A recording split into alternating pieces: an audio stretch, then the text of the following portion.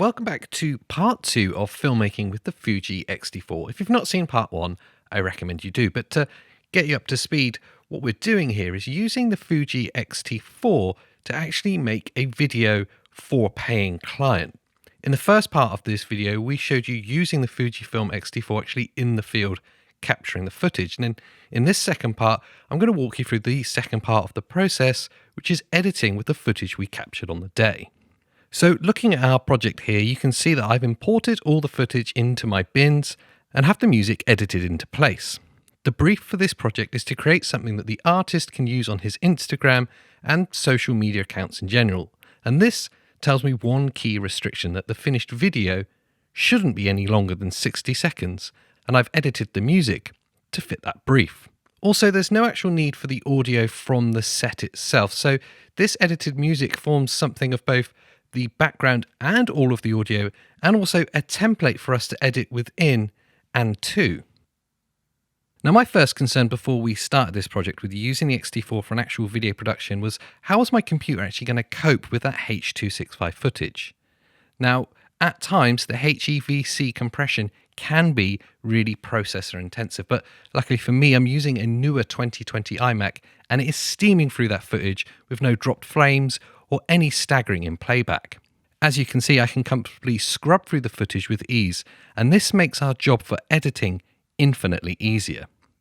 I will say that if you're using an older computer and struggling with any frame dropping from that codec, you should really employ proxies to edit with.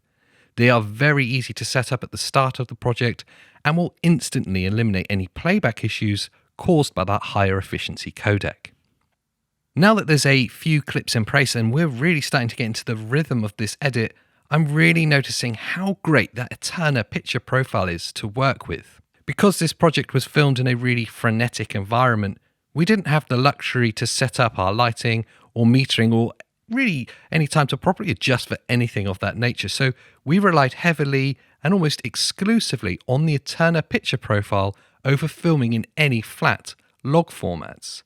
For sure, log footage would have allowed us far more scope for correction and grading at this point, but the Eterna picture profile, to my eyes at least, has done a fantastic job, and when pushed in the Lumetri color panel, can still hold up without breaking up.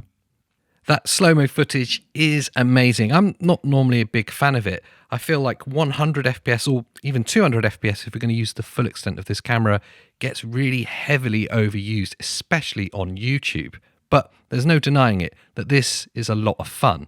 And also in this context of a heavily visual piece, it really does add a layer of dynamics to what we're doing here. And in this 4K project, it's still incredible to look at. It was only when I looked back at the project notes from this filming day that I remembered that it was filmed entirely handheld, no tripods, monopods, or gimbals in sight.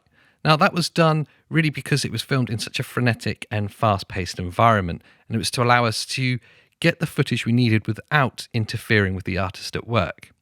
However, you wouldn't know that by purely reviewing the footage on its own.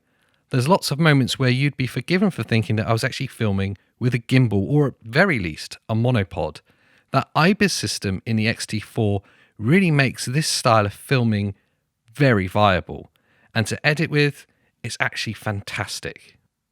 Now, as we're reaching the end of the timeline and our clips are in place and with a good feeling and rhythm, this is the point in which I like to add some finishing touches to get closer to the desired aesthetic. The odd light leak to smooth any harsher transitions, and most importantly, in this case, a very slight color grade over the whole edit to kind of tie it all together.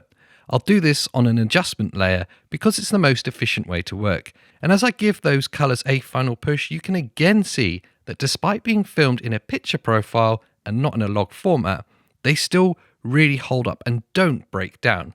It really is very impressive. So that's it. Our job here is done.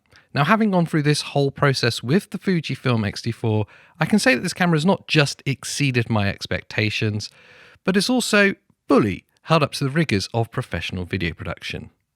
Now, if you want some more information on this camera, there will, of course, be some links below. And before we go, I'll leave you to enjoy the finished video. I'll see you next time.